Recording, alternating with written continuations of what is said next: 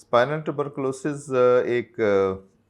ऐसा मर्ज़ है जो कि हमारे इलाके में बहुत ज़्यादा कॉमन है और अगर मैं आपको ये कहूँ कि हमारे इस मुल्क में रहने वाला तकरीबन हर शख्स के अंदर टीबी के जरासीम मौजूद हैं, तो ये गलत नहीं होगा।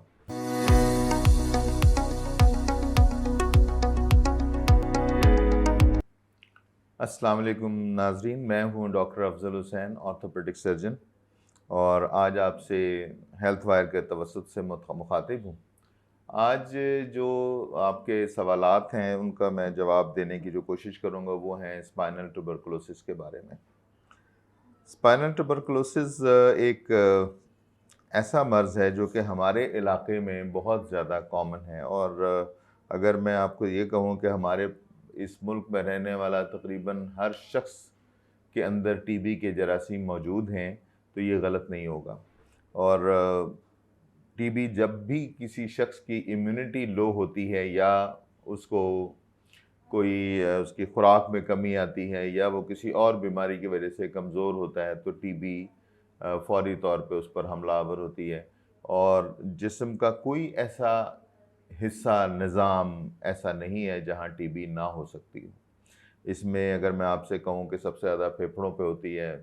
दिमाग की जो लेयर्स हैं उस पे भी हो सकती है, हड्डियों में भी हो सकती है, कमर के मोरों में भी हो सकती है, गुर्दों में भी हो सकती है। तो कोई ऐसी जगह है नहीं, आंतों में भी हो सकती है। आज हम जो स्पेसिफिकली जिसके लिए बात करेंगे वो है आपकी कमर की हड्डी की ट्यूबरकुलोसिस। पहला सवाल ये था कि कमर में जो टीबी है वो स्पाइन की क्या होती है? ये एक बैक्टीरियल इन्फेक्शन है, जरासीम, जिसका नाम माइकोबैक्टीरियम ट्यूबरकुलोसिस है और ये उस जरासीम की वजह से होती है और ये दो काम करती है हमारी स्पाइन के अंदर। एक तो मोहरों को जब टीबी का जरासीम लग जाए तो उसमें एक टूट फूट शुरू हो जाती है, डिस्ट्रक्शन शुरू हो जाती है और मोहरे की जगह पस बनना शुरू हो जाती है। और फिर ये दो काम करती है, या तो वहाँ पर एक पेन होगी और दूसरा वहाँ पे डिफ़ॉर्मिटी हो जाती है। डिफ़ॉर्मिटी से मुराद ये है कि स्पाइन की हड्डी जो कि ऐसे सीधी है, उसके ऐसे ही कमर में ऐसे कुब सा बाहर निकल आता है, जैसे कि हम अपनी तस्वीर में देख सकते हैं कि यहाँ पर अगर आप देखिए तो ये एरिया है जहाँ पर टीबी ने अपना असर दिखाया है और उसके बाद ये मोहरा यहाँ से कोलैप्स हो गया, यहाँ पर ये पस बन जाती है और मोहरा आहिस्ता आहिस्ता ख़राब होकर ये हिस्सा जो है ये पीछे, यहाँ पर जो आप देख रहे हैं ये आम हालात में इस तरह की शक्ल होती है। ये मोहरा है, ये मोहरा है, ये डिस्क है। अब जब टीबी का जरासीम हमलावर होता है तो वो यहाँ पर इस तरह से हमलावर होता है और आहिस्ता आहिस्ता ये डिस्ट्रक्शन करता है। आप देख रहे हैं यहाँ पर डिस्क नज़र आना बंद हो गई है, ये मोहरों में ख़राबी शुरू हो गई है और ये यहाँ पर अगर आप देखें तो आगे ये सारी पस बन गई है और ये मोहरा तकरीबन तकरीबन कोलैप्स कर चुका है और ये यहाँ पर डिफ़ॉर्मिटी और पीछे की तरफ ये कुब निकलना शुरू हो गया। तो ये हम ये कह सकते हैं कि टीबी दो काम करती है, एक तो मोहरे को ख़राब करती है और दूसरा वहाँ पे डिफ़ॉर्मिटी करती है। तो ये एक जरासीम की वजह से है जिसको हम माइकोबैक्टीरियम ट्यूबरकुलोसिस कहते हैं। अगला सवाल आपका ये है कि कमर में जो टीबी होती है उसकी अलामात कौन सी होती हैं? तो ये मैं आपको अभी एक्सप्लेन करता हूँ। अलामात को हम सिम्पटम्स कहते हैं। इसमें शदीद दर्द होगी कमर के उस हिस्से में जहाँ पे टीबी है, बुखार होगा, चलने में, सीधा चलने में दिक्कत होगी, थोड़ा मरीज़ झुक के चलेगा और जब बेड पे लेटेगा तब भी उसको सीधा लेटने में मुश्किल होगी और करवट से लेटना ज़्यादा आसान होगा, या अगर वो टांगे अपनी थोड़ी सी अपनी तरफ सुकेड़ लेगा तब भी उसको लेटना आसान होगा। फिर जब टीबी का इलाज ना हो और आगे बढ़ती जाए, टीबी मज़ीद एडवांस हो तो टांगों में कमज़ोरी हो सकती है, यहाँ तक कि पैरालिसिस हो सकता है। और इस सारे प्रोसेस के दौरान एक जो ख़ास चीज़ है वो ये है कि भूख लगनी बंद हो जाती है और वज़न कम होना शुरू हो जाता है। तो ये वो मेन सिम्पटम्स या अलामात हैं जो अगर किसी भी मरीज़ को हो तो उसको फ़ौरी तौर पे ये सोचना चाहिए कि हो सकता है کہ وہ اسپائن کی ٹی بی سے سفر کر رہا ہو۔ ایک اور بات جو میں بتانا چاہوں گا کہ کمر درد اور گردن درد جو ہے یہ بہت کامن، بہت زیادہ لوگوں میں ہوتی ہے۔ تو کون سے لوگ ہیں جن کو یہ اس پر خیال کرنا چاہیے کہ وہ ان کو ٹی بی ہو سکتی ہے؟ تو ایسی کمر کی درد جو 3 ہفتے میں کم نہ ہو باوجود علاج کے، اور اس میں مریض ریسٹ بھی کر رہا ہے، علاج بھی کر رہا ہے، لیکن درد مسلسل بڑھ رہی ہے، تو ہمیں ٹی بی کے بارے میں اس کو انویسٹیگیٹ کر لینا چاہیے۔ تو ہم کی ورڈ یہ ہوگا کہ 3 ہفتوں سے زیادہ رہنے والی درد جس میں آپ کو علاج بھی ہوا ہو لیکن درد کم نہ ہو رہی اور وہ بڑھتی جائے اور اس کے ساتھ یہ علامات موجود ہوں، تو فوری طور پہ ٹی بی کا شک دل میں آنا چاہیے۔ ایک اور بڑا کنسرن ہے لوگوں کا کہ کیا جو ٹی بی کا مرض ہوتا ہے یہ پھیلتا ہے، کیا ہمیں اس کے ساتھ کانٹیکٹ میں آنا چاہیے؟ لوگوں کو ڈر ہوتا ہے کہ ایک شخص کو جو مریض سے باقی گھر والوں کو ٹی بی نہ ہو۔ تو اس میں ایکسپلین کروں گا کہ جو پھیپھڑوں کی ٹوبرکلوسس ہے اس میں کھانسی کے ذریعے ڈراپلیٹ انفیکشن ہم اس کو کہتے ہیں، جو کھانسی یا چھینک آتی ہے اسے تھوک کے ذریعے جو ہے دوسروں تک کے پہنچ سکتا ہے، سرفیسز پر لگ جائے، ان کے ہاتھ سے ان کے سانس کی نالی میں جائے، تو یہ ٹوبرکلوسس اس طرح پھیلتا ہے۔ لیکن جو ٹوبرکلوسس اسپائن کی ہے یہ پھیلنے والی نہیں ہوتی۔ جس کو صرف اسپائن کی ٹوبرکلوسس ہے وہ کسی کو اسپریڈ نہیں کرتی، وہ صرف انہی لوگوں تک محدود ہوتی ہے، اس لیے ان کے ساتھ کوئی آپ کو آئسولیشن کرنے کی کوئی خاص ضرورت نہیں ہوتی۔ آپ کا اگلا سوال ہے کہ اسپائن ٹی بی کن لوگوں کو زیادہ تر متاثر کرتی ہے؟ تو یہ ان لوگوں کو زیادہ متاثر کرتی ہے جن میں امیونٹی لو ہو، یعنی کہ کسی شخص نے اگر کسی وجہ سے کھانا پینا چھوڑ دیا ہے وہ، یا کسی کو اور کوئی بیماری لاحق ہوئی ہے جس کی وجہ سے اس میں کمزوری آ گئی ہے، تو وہ لوگ، جو مریض جن کو ہیپیٹائٹس ہوتا ہے، وہ مریض جن کو کوئی کینسر وغیرہ کی شکایت ہو، یا وہ ایسا بھی ہو سکتا ہے کہ وہ مریض جو بہت تیزی سے اپنا وزن لوز کر رہے ہوتے ہیں، اور ان سب میں یہ شکایت پیدا ہو سکتی ہے کہ ان کو ٹی بی ہو۔ اور آپ نے کب دیکھنا ہے، جیسے کہ میں ابھی تھوڑی دیر پہلے آپ کو بتا چکا ہوں۔ یہاں پر دیکھیے کہ یہ سب سے پہلا ہے کہ وہ کمر درد جو کہ باوجود ٹریٹمنٹ کے 3 ہفتے سے زیادہ چلے اور اس میں اس کی شدت میں کوئی کمی نہ ہو اور وہ بڑھتی چلی جائے، تو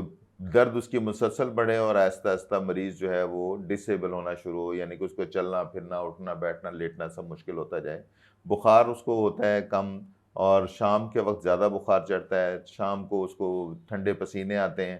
اور اس کی بھوک مر جاتی ہے، اس کو بہت کمزوری محسوس ہوتی ہے، چلنا پھرنا کام کرنا مشکل ہوتا ہے، اور آخر میں اس کو اس ایریے میں جہاں ٹوبرکلوسس ہوتی ہے وہاں پر اس کو ایک کوب سا محسوس ہوتا ہے، پیچھے ہمپ نظر آنا شروع ہوتا ہے، سویلنگ نظر آنی شروع ہوتی ہے، جیسے کہ ہم اس تصویر میں دیکھ سکتے ہیں۔ یہاں پر یہ جو ایریا ہے یہاں پر پس بن گئی ہے، جیسے اس میں دیکھیں یہ ایریا ہے یہاں پر مورا پرومیننٹ ہو گیا ہے، جس کو ہم گبس ڈیفارمیٹی بھی کہتے ہیں، اور پھر یہاں پر ایک ایسا کوب سا نمایاں ہونا شروع ہو جائے، تو یہ وہ سارے اثرات ہوتے ہیں جو اس ٹی بی کی وجہ سے ہوتے ہیں، اور جہاں پر ہم یہ سسپیکٹ کرتے ہیں کہ یہ لوگ جو ہیں ان میں ٹی بی کی علامات ہو سکتی ہیں۔ ٹریٹمنٹ کے بارے میں، اسپائن کا ٹریٹمنٹ کے بارے میں آج کل تو بہت آسان ٹریٹمنٹ ہو چکا ہے، لیکن آپ کو یہ بات سمجھنی ہے کہ ہم ٹریٹمنٹ سے پہلے میرا خیال ہم انویسٹیگیشنز کو اگر ہم دیکھ لیں کہ ٹی بی کا جب بھی آپ کہیں گے تو اس کو خالی ہوائی ڈائگنوسس نہیں ہوگا، آپ کو کچھ ایک ٹیسٹ کروانے ہوں گے جس میں آپ کا اس اسپائن کا ایکس رے، بلڈ ٹیسٹ جس میں خاص طور پہ ای ایس آر اور سی آر پی وہ ریزڈ ہوتا ہے، اس کے علاوہ ہمیں گردے کے ٹیسٹ، لیور کے ٹیسٹ، اور اس جگہ کا ایکس رے، سینے کا ایکس رے کرنا بہت ضروری ہے، کیونکہ 50% وہ لوگ جن کو پلمنری یعنی کہ لنگس کی ٹوبرکلوسس ہوتی ہے، ان میں 50% لوگوں کو جسم کے کسی اور حصے میں بھی ٹوبرکلوسس ہو سکتی ہے، اور وہ والے پیشنٹ جن کو نیچے پیرالائسس کے سائن آنے شروع ہو جائیں، یا جن کو ہمیں یہ ضرورت ہو کہ شاید ان کے ہمیں ٹی بی کے ایریے کی صفائی کے لیے آپریشن کی ضرورت ہے، تو ان کو ہم مزید ٹیسٹ کروا سکتے ہیں جس میں سی ٹی اسکین اور ایم آر آئی اسکین ہے۔ تو اس کے بعد ٹریٹمنٹ یہ ہے کہ ڈپینڈ کرتا ہے کہ مریض کس کنڈیشن میں ہمارے پاس آیا۔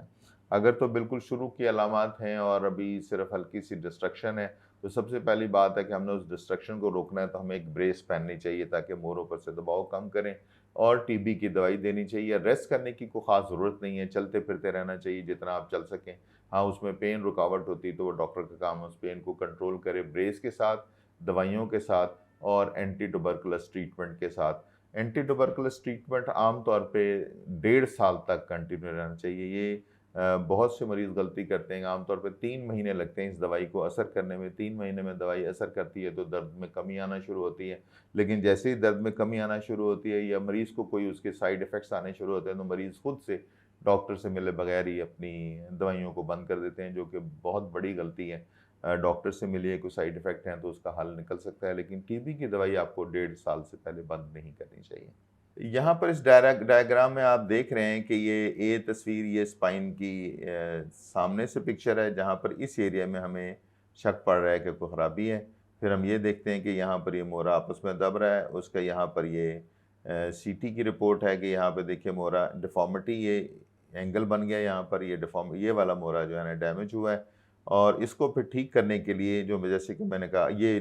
مریض کے اوپر اس طرح کی ڈیفارمیٹی نظر آئے گی۔ کوب جو پیچھے نظر آ رہا ہے نارمل جو ہوتا ہے وہ اس طرح کا ہوتا ہے۔ اب یہ والا کوب کو پھر ہم آپریٹ کرتے ہیں، یہاں پلیٹ لگائی، یہ بیچ کے حصے میں ہم نے ایک اسکنجا لگایا، اس کے اوپر ہڈی ڈالتے ہیں اس کے اندر، جس سے یہ دوبارہ مورا یہاں پر ایک سالڈ چیز بن جاتا ہے، جیسے کہ آپ یہاں پر دیکھ رہے ہیں کہ ہڈی بن چکی ہے اور یہ مورے بھی ابھی سیدھے ہیں۔ تو اور جب سیدھے ہیں تو اس کے بعد یہ اس کی پکچر ہے کہ جہاں پہ اس شکل سے یہ اسپائن اس شکل کی ہو گئی۔ تو یہ ہمارا ٹریٹمنٹ ہے اس کے، یہی جیسے میں نے کہا پہلا ہمارا آبجیکٹیو ہوتا ہے کنٹرول آف انفیکشن، دوسرا prevention and protection of vertebral damage and deformity. آپ کا یہ کنسرن ہوتا ہے کہ کیا یہ ایک جان لیوا مرض ہے؟ تو اس کا جواب یہ ہے کہ کسی دور میں یس، ایک وقت تھا کہ ہمارے